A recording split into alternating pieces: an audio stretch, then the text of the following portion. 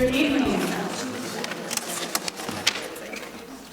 Thank you for being here tonight to learn about Common Core and what it means for instruction and across the curriculum, but specifically in English language arts and mathematics and what that means for math placement. I'd like to introduce myself. I'm Elisabeth Harrington, the Executive Director of Curriculum and Instruction for the Evergreen School District. And I'd like to introduce Alyssa Engel, who is our secondary math specialist. I also want to thank Caroline Garrett and Lori Schaefer for allowing us to be here this evening. Hopefully you'll leave with more knowledge about Common Core and what it means for your students. Tonight's goals, we're going to be looking at an overview of the Common Core, and we're going to be looking at what that means for instructional shifts in language arts. We refer to English language arts as ELA, and of course mathematics, and again middle school placement. And we'll have some time at the end in order to answer any questions that you may have. And if that time seems to go over a little bit, we'll have a parking lot and sticky notes where you can jot down any questions that may not be answered tonight or that you feel would serve the broader audience, since this is going to be televised, and our questions and answers will go up on the website as an FAQ. In order for us to all have some common background information on Common Core, what I'm going to do is show you a very short video. It's about 3 minutes long, and it'll give you some background information on the Common Core. This particular video is geared toward a parental audience, and it's also on our district website.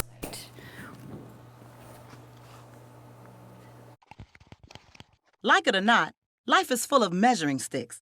How smart we are, how fast we are, how well we can, compete. But up until now, it's been pretty hard to tell how well kids are competing in school and how well they're going to do when they get out of school. We like to think that our education system does that. But when it comes to learning what they really need to be successful after graduation, is a girl in your neighborhood being taught as much as her friend over in the next one? Is a graduating senior in, say, St. Louis as prepared to get a job as the graduate in Shanghai? Well, it turns out the answer to both of these questions is no. Because for years, states have been setting different standards for what students should know and be able to do at each grade level. That's making it too hard to know if our kids are really doing well enough overall, and if they can really compete for a job someday. What we really need are clear goals. That's where the Common Core state standards come in. They're like a total sea change in education. Consistent, strong, clear benchmarks for English language arts and math. Here's how it works. You can think of kindergarten through 12th grade like a giant staircase. Each step is a skill your child needs to learn before stepping up to the next one. But right now, too many kids aren't really confident with like 2 + 2 before they have to move on to 2 × 2. We need more focus on the skills that help them move up the stairs, or they can slip up and fall behind. And there's another problem. What if everyone's stairs were made at different heights? Well, here we go again. They are. So, a boy in Seattle who's rocking an A in English literature could be getting a C on his Chicago friend's staircase. Oops. We need to create consistent steps in education, too. So first, each standard creates a landing on the staircase, a stop along the way as your child heads toward high school graduation. Each stop is a chance for every parent and teacher to focus on the skills their students are supposed to know at that step, no matter the zip code, language, or race. And more importantly, each standard makes sure all students are learning what they need to know to get to graduation and beyond. Because something like counting to 100 leads to understanding dollars and cents, which eventually leads to understanding how to manage a budget. Secondly, the standards are consistent from school to school, and they match up against international standards too. Now we know how we're doing compared to just about everyone. So even though local communities will still design their own curriculum, with the same rules, everybody can compete on the same kind of staircase. But standards aren't learning. That's why we need teachers, parents, and students to help make that happen by working together to help kids meet these standards. The world's getting more and more competitive every day. But now, when our kids get to the top of their staircase, they can have way more options on where their life goes from there. Clear goals, confident, well-prepared students. That's the Common Core State Standards.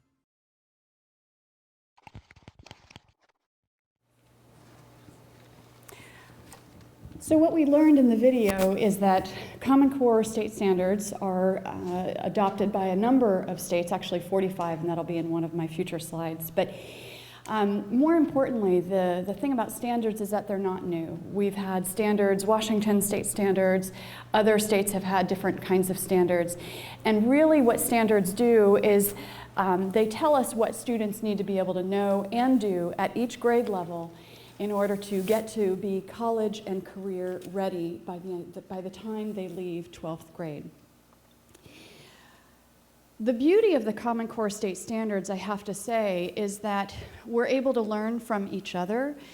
So in other words, we're pretty close to Oregon. We now are going to be sharing standards with Oregon. Or another example is New York. Some of you may have heard of a curriculum called Engage New York.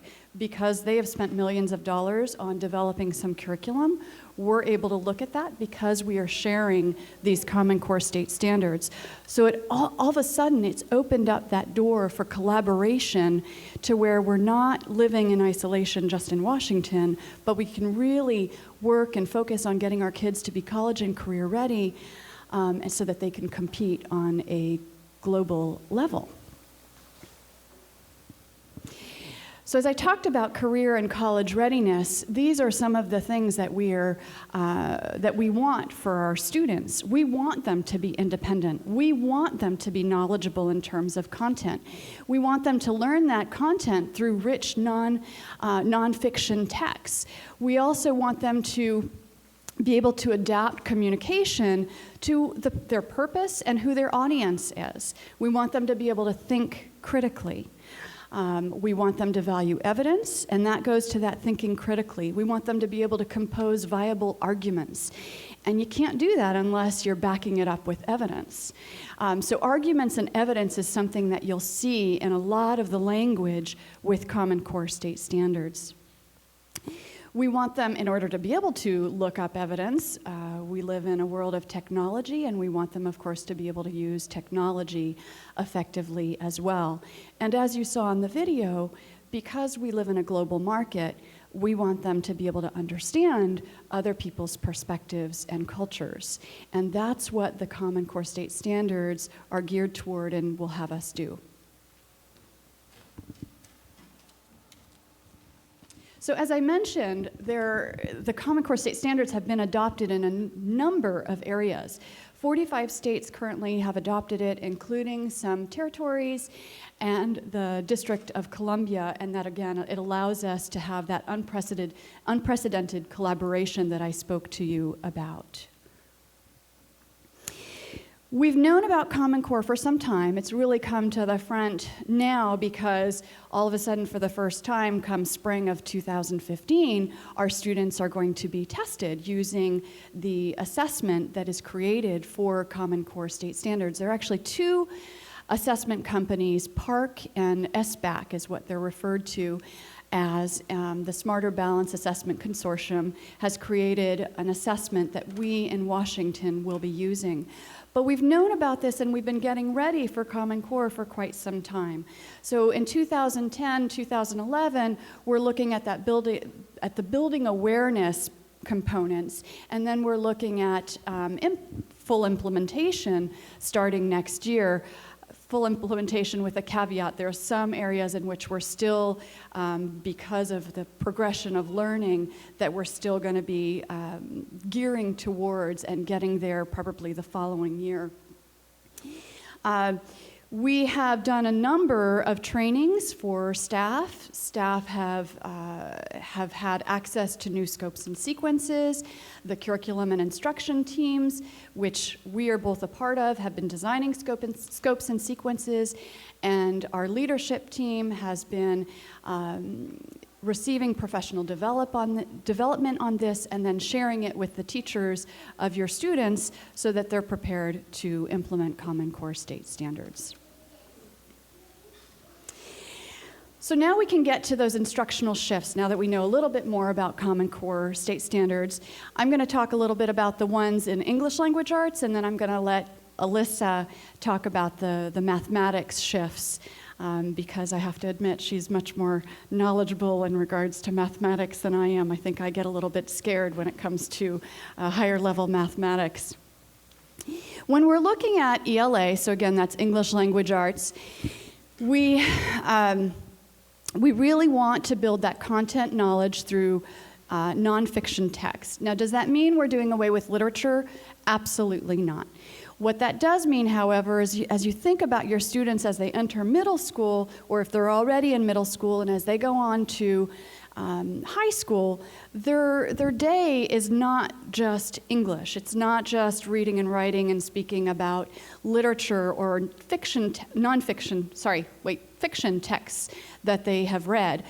But they have science, and they have electives, and they have social studies, and all of those other courses allow them the opportunity to be confronted with some pretty complex texts that are nonfiction, from which they need to be able to extract evidence and again go back and make viable arguments. So we're also looking at, I mentioned the word evidence several times, we're also looking at that reading, writing, and speaking, not just in the English language arts, but in other courses such as science and such as in social studies or in electives, where they might have to write a thesis statement in social studies, or they might have to do a scientific inquiry and have to write about what that process was, and so it's all grounded in nonfiction. And of course, we want students to have regular practice with complex texts. The writing using evidence, I'm hoping that everyone, there were some handouts that I put on a chair, and there is one that has the title called Common Core State Standards. So I'm hoping you'll have that, because I'm going to refer to that. And if you don't, if you could just kindly raise your hand and I will ask someone to get that for you. Okay, looks like we're good and everybody has that. With writing using evidence, we expect students to compose arguments. You may have heard of students writing persuasive essays. Persuasive essays often refer to the emotive response. You're trying to get at somebody's emotion, whereas writing argument means that you have to do the research on both sides.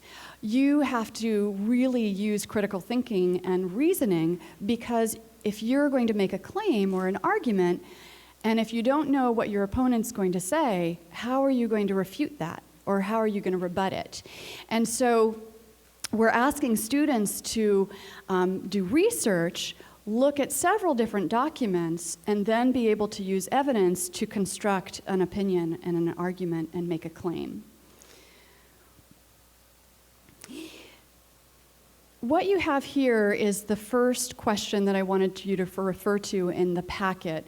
This is an example of a Smarter Balanced assessment item where they're asking students to write a coherent paragraph based on evidence that they've heard. When I mentioned that English language arts is not just reading and writing, but it's also speaking and listening, this particular item is a text where the student does not have the text visibly in front of them, but they'll have headphones and they'll have to listen to a narrator talk about a particular subject. So in this particular case, it's science and it's the forces of nature. And students get these kinds of questions. So you have a group of scientists, this is after having listened to a passage, a group of scientists states that if the overall temperature of the Earth increases, weather patterns will change. So the student is then asked to write a paragraph that supports the scientist's statement and then support the answers with two details that they heard from the presentation. So they're being tested not only on their listening skills in this particular question, but also can they write using evidence, and can they write a coherent paragraph in order to do so? The next one is, what information does a meteorologist need to know to predict whether precipitation would fall as rain, snow, or hail? And then again, support your answers using evidence from the presentation. So they have to think about what they listen to. They have an opportunity to listen to it again if they so choose, and take notes while they're listening so that they can answer using evidence from the particular test. From the text. So this is just one example, or actually two examples, of some writing using evidence. The other piece that's a shift is, again, text-based questions and answers. This is one that I've seen a lot just visiting different classrooms throughout the district, where I'm seeing a tremendous amount of discourse take place, or a lot of discussions that are taking place. But again, it's not just emotive. It's not just, well, I feel this way because of my personal experiences, but it's, here's the argument I'm going to make, here's why, here's the evidence. I'm going to go back to connections in the text that I've read with my classmates, and we're going to have a discussion on what we think about that particular text. And we're going to make habits.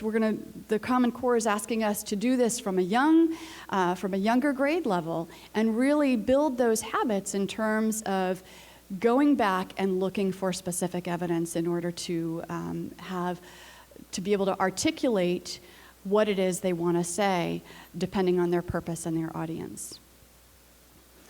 In your packet, you have another example of a Smarter Balanced Assessment question. And this one, if you're looking at the screen, it does not have the entire question on there, but if you're looking in your packet, you'll actually see more of what's given in terms of information to the students. This is an 8th grade Smarter Balanced Assessment question. And so for health class, you have Christy has written an informational report on eating a nutritional diet. And her teacher asked that she include evidence to support her research. So the student is then asked to read the 2 paragraphs from the report that Christy's written, her notes, and the directions that follow. So this goes to the writing skills. So you're looking at a piece of writing that someone has done, and you then have to edit it, you have to revise it, and you have to use the facts that are in the information provided to you and revise it so that it's well organized and includes sentences that are clear and concise, complete. So it goes back to that evaluation of the writing skills grounded in evidence. Thank you. And then, of course, we want students to have as much practice with complex text as possible. Just out of curiosity, how many of you have heard of the term Lexile levels? Okay, so a few of you. You can go to lexilelevel.com, and it's a way of looking at the complexity of a text. But you also have to use your common sense, because the Lexile level, you can go to lexile.com, and you can type in a title, and it will tell you what the Lexile level of that book is. However, Lexile levels are based on sentence structure, they're based on dialogue, they're based on vocabulary. And so Grapes of Wrath is at a lower Lexile level than Diary of a Wimpy Kid. Well, I have a 5th grade daughter, and last year she was into Diary of a Wimpy Kid and knew when the next book was coming out and wanted that book and was really into it. I don't think my daughter was ready to read The Grapes of Wrath. So when you're thinking about text complexity, we want our students to read as much as they possibly can. But we also want to make sure that we're not just relying on one measure to look at the complexity of the text. But we are really focusing our energies on purchasing more books for classrooms that are nonfiction, in addition to the literature that we have. And we're really looking at what the complexity of those texts are so that we can have those complex texts in the hands of our students so that they get regular practice with that. The other piece that Common Core looks at, and by the way, the more you read, as in anything else, the better your vocabulary becomes. Common Core looks at vocabulary in 3 ways. They look at Tier 1, Tier 2, and Tier 3. So Tier 1 is your everyday language that you use maybe with your family, with your friends. Tier 2 are sometimes those words that are frequently in text, up to even 25% in text, and that we sometimes as adults assume that students will know, and they don't know. And when a student gets frustrated with a text, if they're too frustrated, they'll put it down. So there's the Common Core is really asking us to ensure that we have vocabulary development with our students with what are called Tier 2 words, such as, actually I put some examples on the slide, consequently, generations, claims, those kinds of words that we sometimes assume people know and that they don't. And then of course we have Tier 3 words, which are words that are, I can think of scientific words or algorithm in mathematics, which is the formula you might use or the procedure you might use in terms of adding or subtracting numbers, or maybe a scientific term that they would need to know for their science lesson and beyond, but it's not something that they might encounter as frequently. How many of you have read Malcolm Gladwell's The Outliers? Okay, it's a fabulous book. I'm going to highly recommend it if you have not read it. I really like him as an author. And what I loved about Outliers is that he talks about how the more you practice something, the better at it you become. And for many years, I think, even as educators, we have heard or even espoused that students need to read at least 30 minutes a night. I went to a conference from Columbia University's Teacher College last month, and they have all this research out, and they were sharing this with us, that 30 minutes a night will keep your head above water, and that's it. And so some people, I guess, had asked her, well, how much are you supposed to read? And her response was, read as much as humanly possible. And I mentioned earlier that I have a 5th grade daughter who knew when The Diary of a Wimpy Kid was going to be out, the next book, and she was able to tell me that. And one of the things that the woman who did this conference told us is if you can get your students hooked on series, they're going to want to read all of them. I know I'm reading the trilogy right now on Divergent, and I've just started my 3rd book, and I'm looking forward to picking that up tonight. And as soon as I finished the 2nd one, I went out and bought the 3rd book. And I'm reading it with my daughter. So if you can get your students to be connected to books that they really like, then you don't have to worry about making them read 30 minutes a night. They're going to tell you when the next book is coming out. So I highly recommend that you take a look at getting your students involved in series. And in your packet, the last page, this was handed out actually at the conference that I went to. And it's a list of some books in different genres, such as fantasy, dystopian, so on and so forth, where you can get your students hooked on reading. This is, just so you know, this list is on their website for the Columbia Teachers College in case you want to go looking for it. And of course, as I'm going to go back to my earlier mention of Lexile levels and how whenever you're looking at a book, you know, we also need to use our common sense in terms of what's appropriate for our students, and that's a parental decision. So with that, I am going to hand it over to Alyssa, who will talk to us a little bit about the shifts in mathematics. Thank you. Okay, so I have a few slides here that we'll run through. This part of the PowerPoint, the presentation, is on our website. So if you're feverishly taking notes, just know that you can go to our website under the Parents section. I think it says Curriculum and Instruction. Then if you go to Mathematics, you can navigate through that.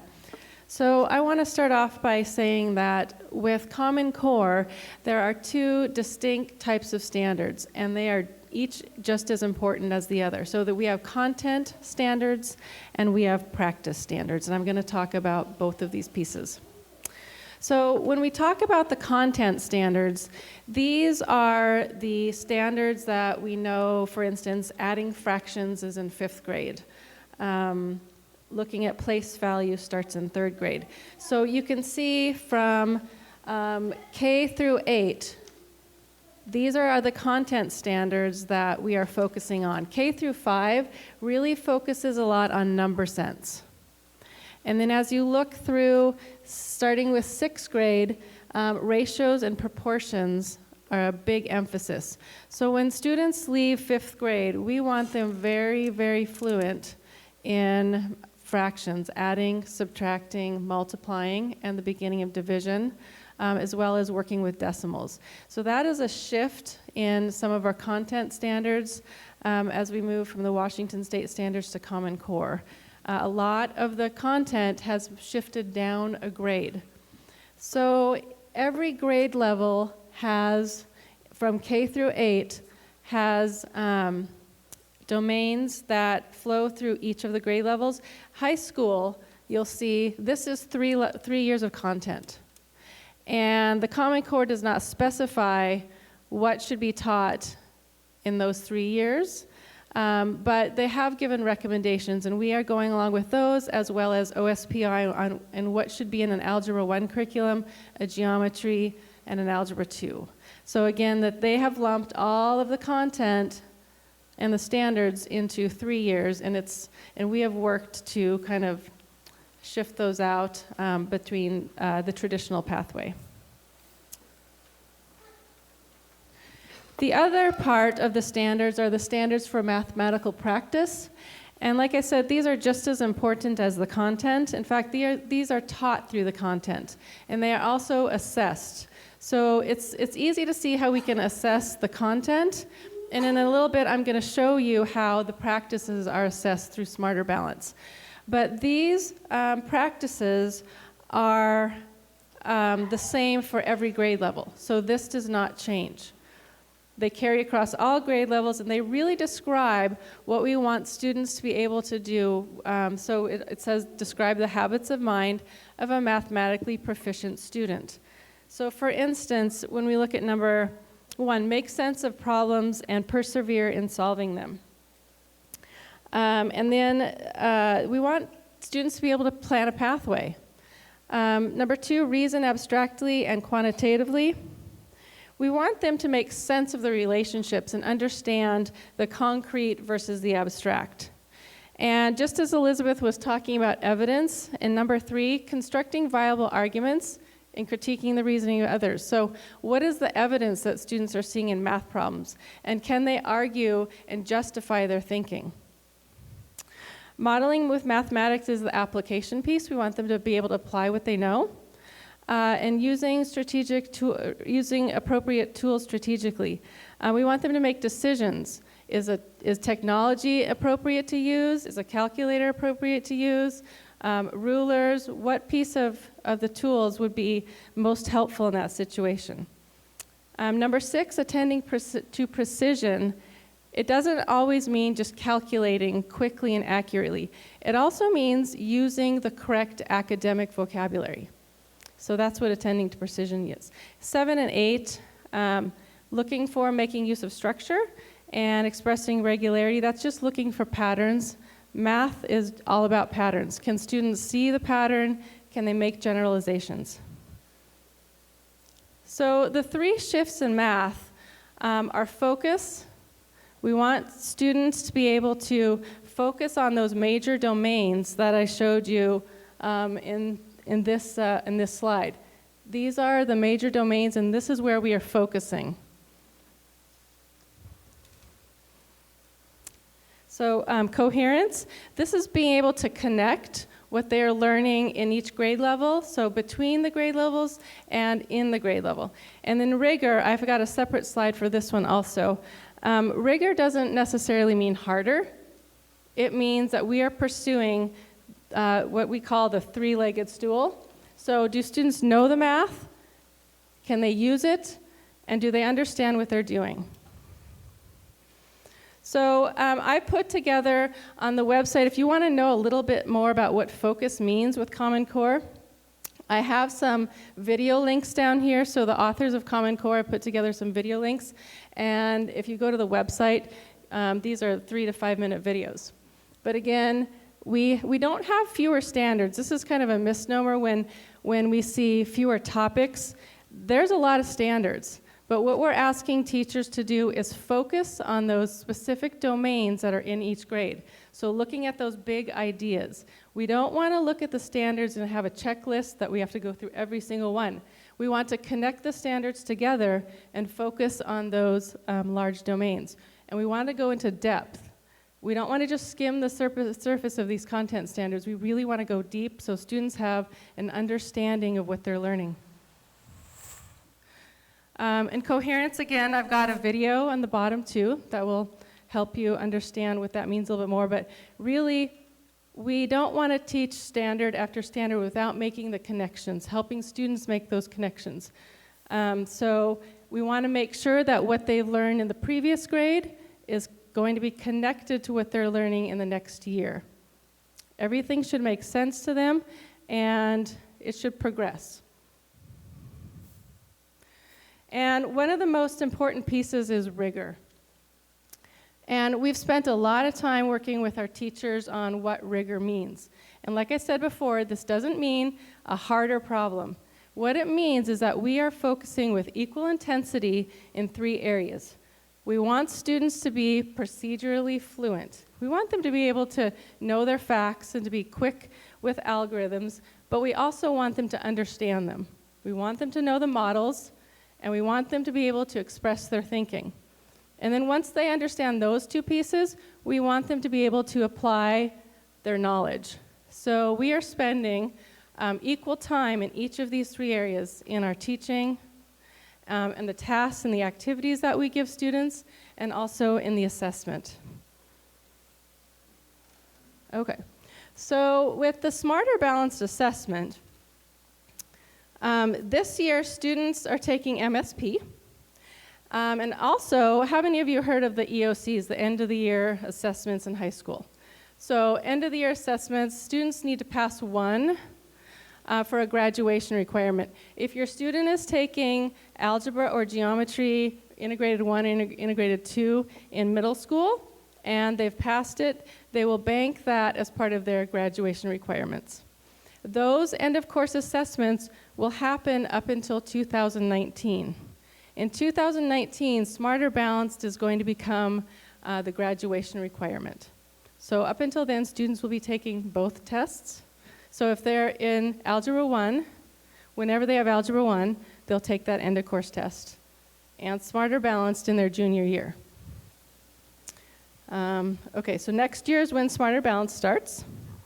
And the new end of course exit exams, again, they're going to be offered, and they are shifting just a little bit to look more like Smarter Balanced. They're incorporating some of those test questions. So they're changing just a little bit next year. I wanted to give you a couple ideas of what some of the problems look like. At the end of this PowerPoint, there are links to additional Smarter Balanced problems and a practice test. So this is an MSP type multiple choice test item. And it says which model below best represents the fraction 2/5. So there's only 1 correct answer here. And that's how MSP is. 1 correct answer on all of the tests, on all the items. Smarter Balance is going to look a little bit different. This asks to state whether or not each figure has 2/5 of its whole shaded. So students have to go through each of these and decide, is it yes or no, yes or no? So this is called a selected response type of question. So they have to make a decision on A, B, C, and D. This question on the rubric is worth 1 point. On MSP, same thing. So they have to I can't remember what the rubric said, if they have to have all of them right to get the point, or if it's 3 out of 4. But if you go to the site that I've listed on the end of the PowerPoint, you can see the practice tests. And you can also look at the rubrics that have the answers on them and how they're scored. So for high school, what we've been seeing are these type of problems where the student is given the formula, and it's a pretty straightforward volume question. Just use the formula, find the volume. In Smarter Balanced, this is called a technology enhanced problem. So this has students looking at volumes, but the formula is not given. So sometimes the formula will be given in the question, sometimes it won't. Also with calculators, if a calculator is allowed, it will pop up on the screen. For 3 through 5, there's no calculators allowed, so they won't have any pop-up calculators. Middle and high school will. They'll have access to graphing calculators or scientific, depending on the question. So this one asks the students to look at the volume in this tank, and they would be able to take their mouse and move the volume up and down and see what's happening in the cylinder. So they're going to have to know formulas, and they have to be able to figure out what they need to know in order to find the volume of that cylinder. Down at the bottom, I did put a link to Smarter Balanced items, but there's a couple links at the end. Okay, so now we get into the placement discussion. So Common Core at middle school.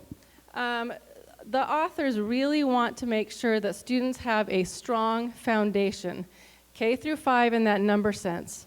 And then as they get through middle school, we really start honing in on that ratio and proportion. And also, we don't really want students skipping grade levels. What we're going for is this idea of compacting. So with Common Core, they recommend that if we are going to accelerate students, we take 3 years of math and we compact it into 2 years. And I have a graphic to show you that.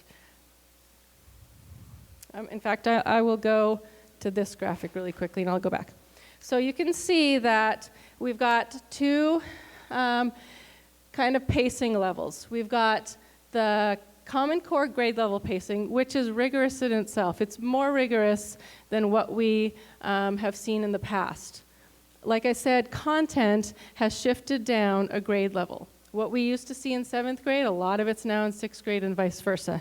So a student on a normal pathway would have 3 years of content, like they normally have. If they're on the accelerated pathway, we would do what we're calling compacted 7-8. It is all of the 7th grade standards and half of the 8th grade standards in 1 year. And again, this graphic is on our website. And then the next year, they would do the rest of the 8th grade standards and all of the algebra standards. This is a high school credit. And we have it couched here between Math 6 and Geometry. You can see that there are asterisks after some of these. That means that those courses, students are able to challenge those courses. And it also means high school credit. So there's high school credit here, and then with the single, some students might qualify for that course in 6th grade. And I'll explain that placement process in a minute. So I'll just go back to this slide for a second. So here's our students in 5th grade. As they enter middle school, most of our students are going to go to Math 6. However, we do realize that some of them need to be accelerated. They already may be proficient with 6th grade standards, and if so, they would go into the compacted pathway. And we are going to have a placement exam that will help us determine if your student is ready to skip 6th grade, to bypass all of that content and go into 7th and 8th grade. And you can see that we've got arrows that go back and forth. So just because a student gets on this pathway doesn't mean that they have to stay there. We have tests at the end of the school year. We used to call them snapshots, but we needed to update those with Common Core content. And a student at the end of their 7th grade year, if they've done some extra work, if they feel that they're ready to jump into Algebra 1, they have that option of taking an exam to see if they're ready to do that. Just as well, if a student is really struggling in the 7-8 and we really don't want them to go into that algebra curriculum the next year, they have the option of going over to Math 8.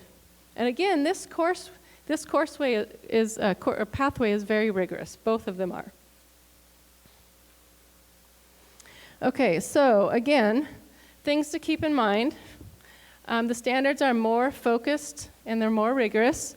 We want to compact instead of skip. If we skip over a whole grade, we're looking at students who might have very big holes and gaps if we're not careful as we test the students to make sure that they have that major content under their belts before we move them on. And we do have different options in high school for students to accelerate. So maybe they aren't ready to do the compacted pathway in middle school. There's still options in high school for them to accelerate. They can take 2 years of math in one if they so choose. And the biggest piece, I think, this is huge, is we really want to highlight those standards for mathematical practice.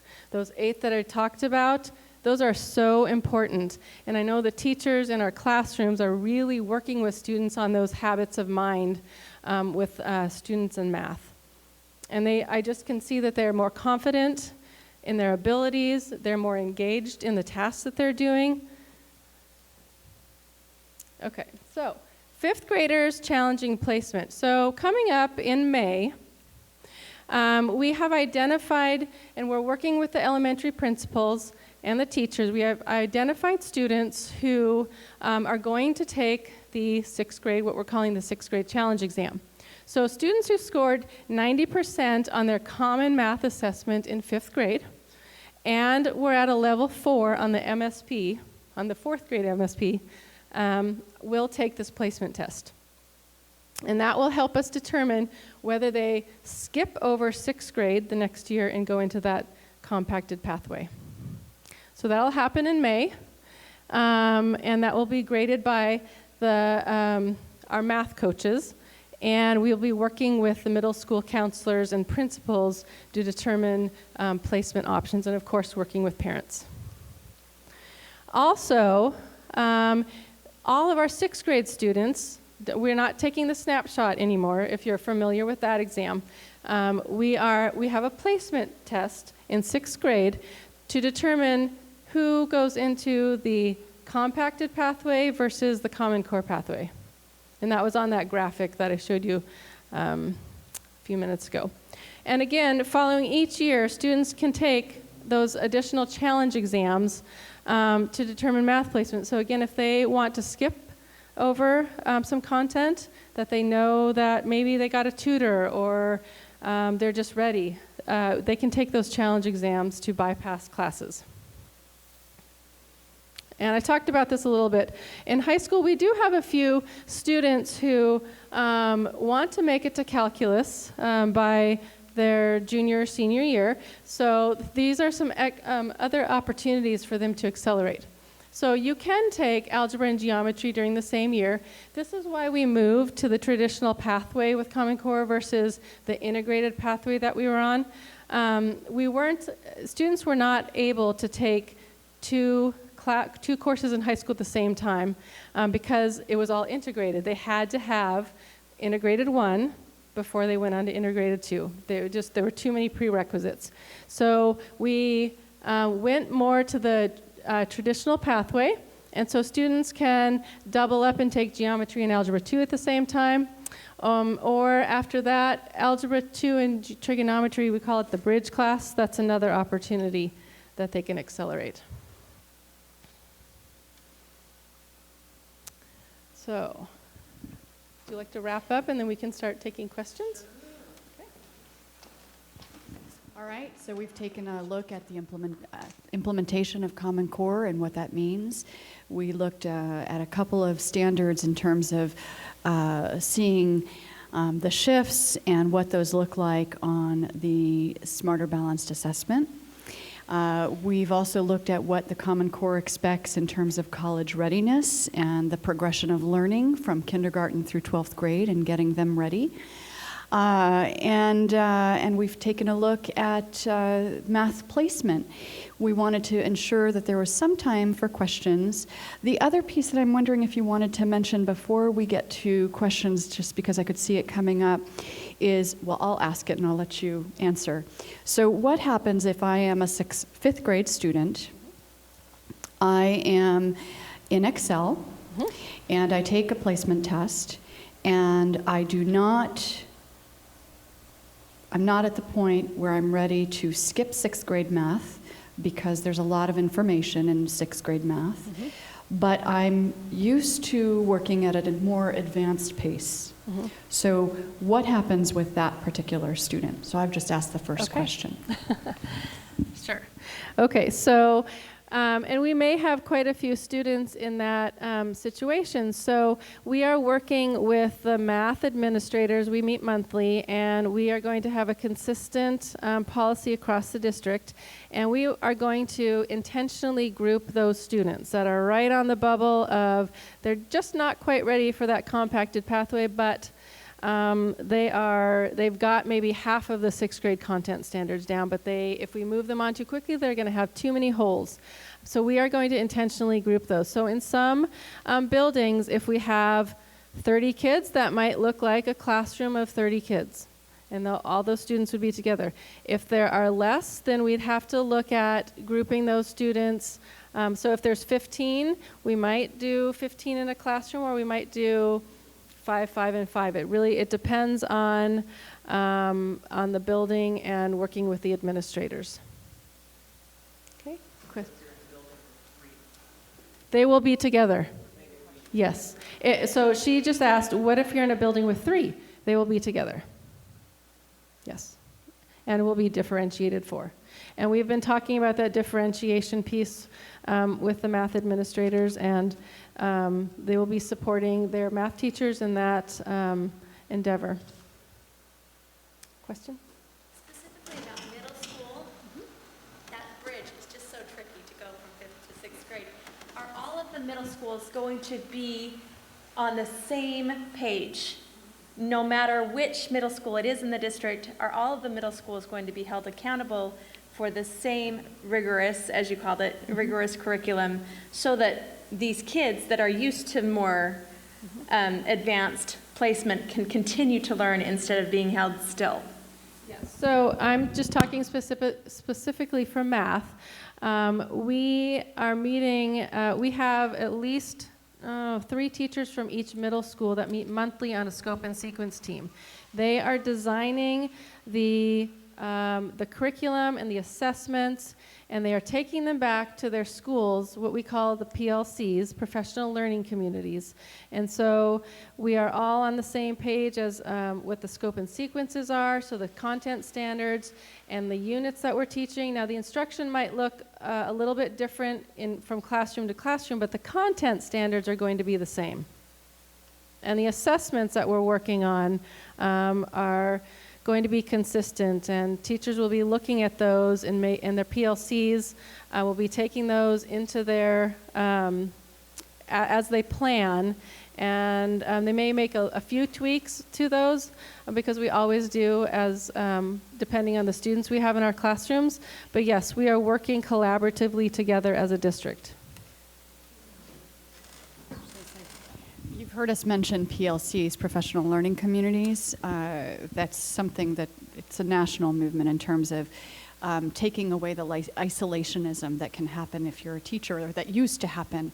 And really, we know that more minds together work better together.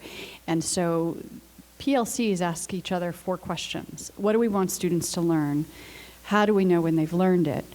And then the next 2 questions to me are the most critical, which is, what do we do when they haven't learned it? But then also, what do we do when they have learned it? So in other words, it's not just focusing on the student that's struggling. It's not just focusing on the student who's your average student, but it's also focusing on the student who has been an accelerated student, and ensuring that we are meeting those students' needs as well.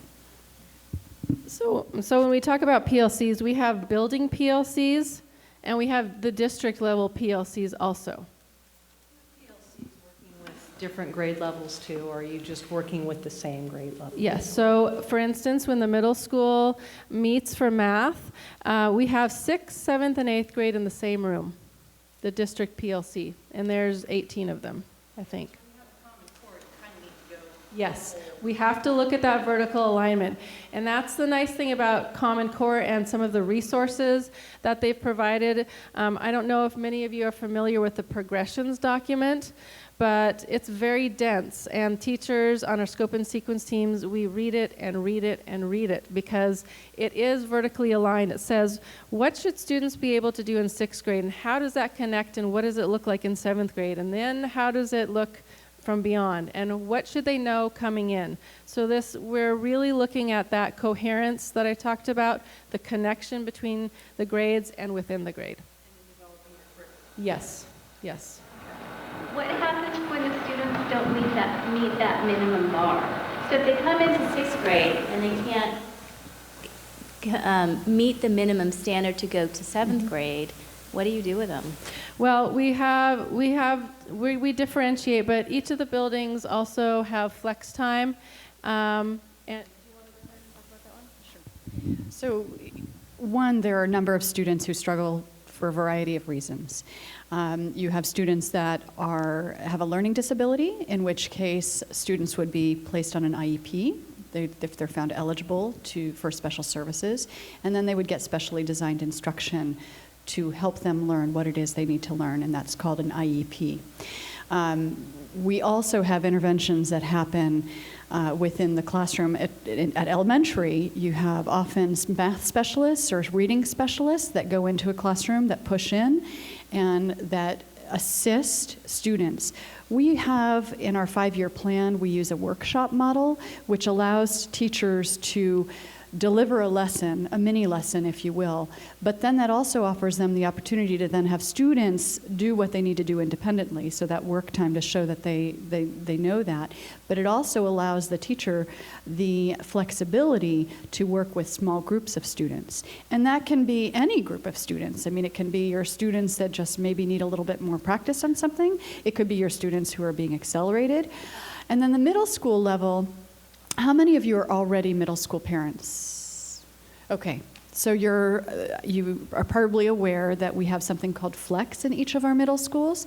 So if a student is not, if a student is struggling, let's say, then perhaps in lieu of one class as an elective, they might be placed in Flex, and I love the word flex because it means it's flexible. It does not mean that a student is in there the whole year, but it means that a student is in there to get the additional support that they may need, and once they no longer need that support, they can then go and take another class. Does that answer your question? Okay. Is there still going to be a middle school English Excel block? I'm going to repeat the question just because it's televised. Is there still going to be a middle school Excel block? Excel, actually, we have Don Nelson here.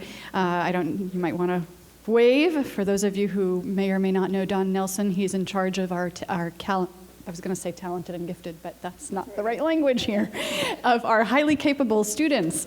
And yes, we will still have a humanities Excel block for students. The WAC actually asks that we provide a continuum of services starting next year with kindergarten all the way through 12th grade. So we need to ensure that we are meeting the students' needs wherever they are.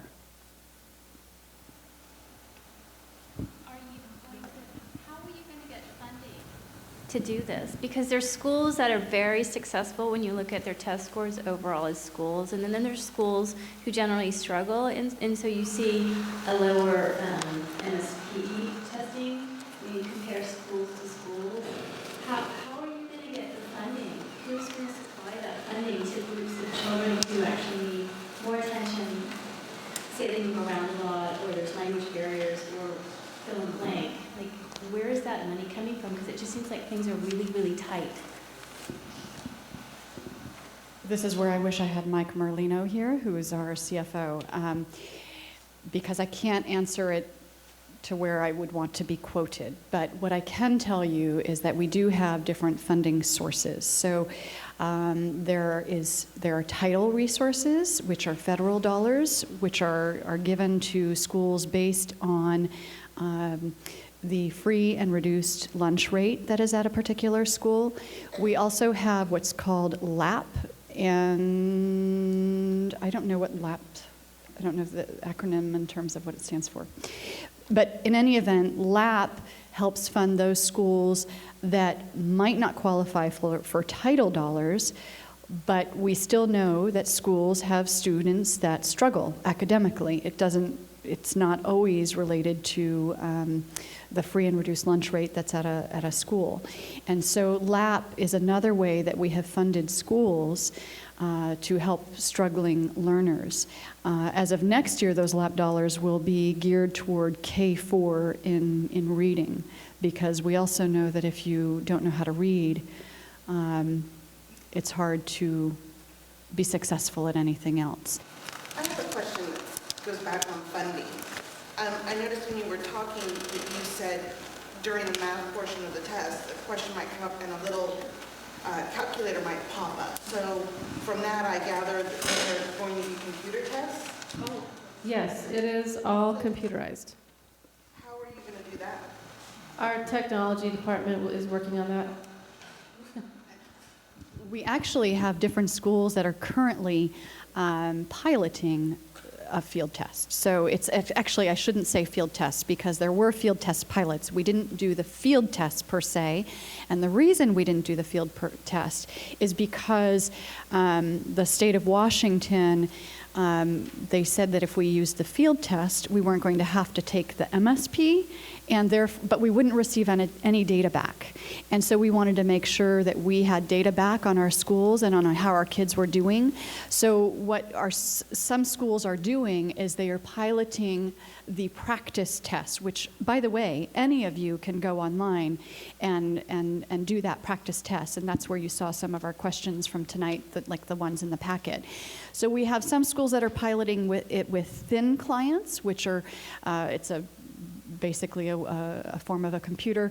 We have some that are piloting it with iPads, and we have some that are piloting it with Chromebooks, and then just laptops as well. And we're going to see what best meets the needs. Now, I will tell you, because this came up as a question in our last session, how are we going to get students prepared? Because we've had paper pencil tests. Alyssa and I both actually used to work in the Oregon school districts, and I will tell you that I watched, and I know Alyssa did too, what it was like to go in Oregon from using paper pencil tests to computerized tests. And I just think about how adept kids are with technology and with computers, and they didn't have a problem at all. I think I came across one frustration myself, which they might come across, and maybe that'll even be fixed by the time these field tests are piloted. When you have to be able to highlight evidence and put it in an answer, you can't just highlight a passage and copy and paste and bring it in. They're actually going to have to type the answer. But on the other hand, I watch these kids, and they type a whole heck of a lot faster than I do. I don't know how they do it, but they are very, very quick. So I've seen that transfer, and it was pretty dang seamless. Actually, my question was more along the line of when you have 900 kids taking the test at once, where's all that technology coming from? We have a period of time. There's a 12-week window in order to do the testing. And so our technology department has a plan, and they look at, okay, how many kids are in a school? And if you've got 12 weeks to test, how long would it take to have all of the students go through the testing process?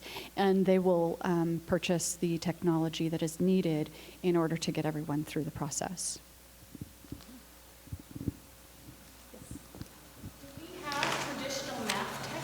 Right now at the algebra and geometry level, and if so, which company did we choose, and are they paper textbooks or are they online textbooks? So right now with our algebra and geometry, it was a it's called the Southwest Washington Math Consortium, and it was developed with several other districts.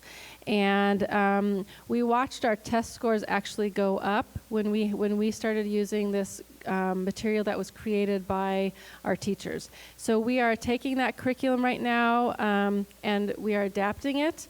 So we got a grant. The Southwest Washington Math Consortium got a grant this year of $25,000, and we are working on adapting the Algebra 1 curriculum.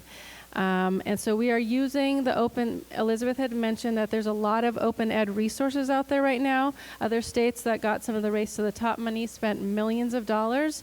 So we're looking at curriculums like Engage New York that was actually adopted by the Spokane School District. Really some excellent materials in there. So we're looking at that curriculum and taking the good pieces that we like out of there. We're looking at Math Visions project. There's a lot of different open ed resources that we are finding what we like, the best pieces of that, and then adapting it to what we know to keep that rigor in check, so that the balance of the procedures, the skills, and the conceptual understanding and that problem solving. So we have a team of, I want to say like 15 teachers that are working on it from different districts, Battleground, Camas, Evergreen, and I think there might be one more. So we are, and we're doing that. We're doing the same thing with our middle school. We've got a scope and sequence team that's really looking at those standards, and we have connected math, so we're using pieces of that. We're also using Engage New York, and we're developing that on our own. No, it's not a textbook. We're looking at, I don't know if you want to talk about the learner management system, the content management system, but we're looking at putting a lot of that online. Yes. So, Chehalem Middle School, the 6th graders, the ones that are in Math 4 now. We'll go to algebra next year. So if they're in Math 4. So the question was, if you have a student right now that's a 6th grader in Math 4, where will they go? They will go to algebra. You mentioned earlier that everything's kind of being shifted down. So what you learned in 4th grade 1 year is now in 3rd grade.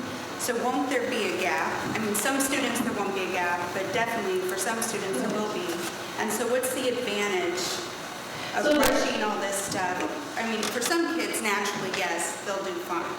But what about the kids that don't do well? How's that gap going to be filled? So that's why we've done this kind of slow transition. With math, we started transitioning K2 last year, then 3, 4 this year, 5 is going to go next year.